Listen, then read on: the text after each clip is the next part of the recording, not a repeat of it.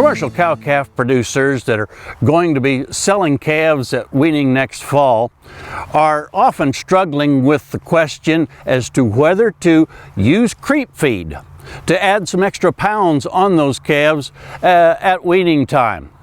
Well, that's a question that has lots of variables that enter into it. One of the variables, of course, is the feed to gain ratio. In other words, how many pounds of creep feed it takes to put on an extra pound of weight on that calf. And the other side of the equation that we have to address is what's the value of that extra pound of weight that we put on that calf in relationship to the cost of the creep feed. Let's talk about feed conversion first of all.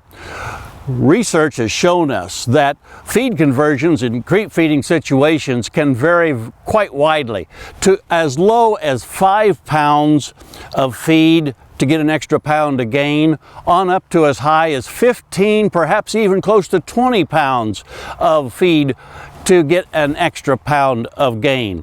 Why the difference? Well, of course, the mother becomes involved. How much milk is she giving?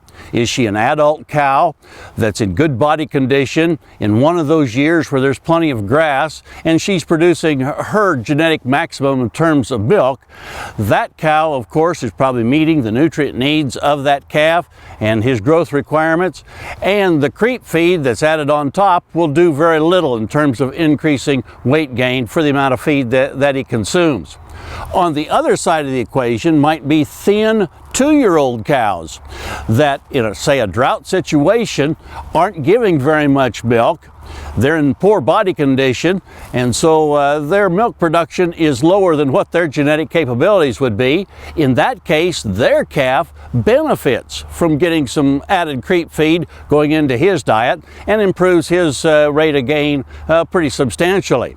So I think we need to look at our situation each year and go through and think about whether we've got that cow that's in good body condition on the average in our herd that's going to produce her maximum amount of milk. We're probably not going to get the benefit out of creep feed that we would like.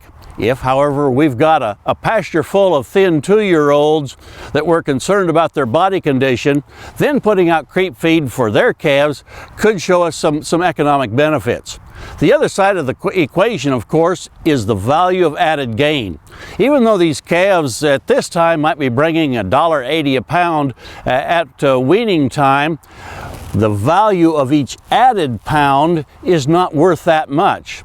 Just doing some calculations recently from the markets in Oklahoma City, I found that the value of each added pound of gain was someplace in the neighborhood of 70 to 80 cents a pound, and probably is going to be less than $1.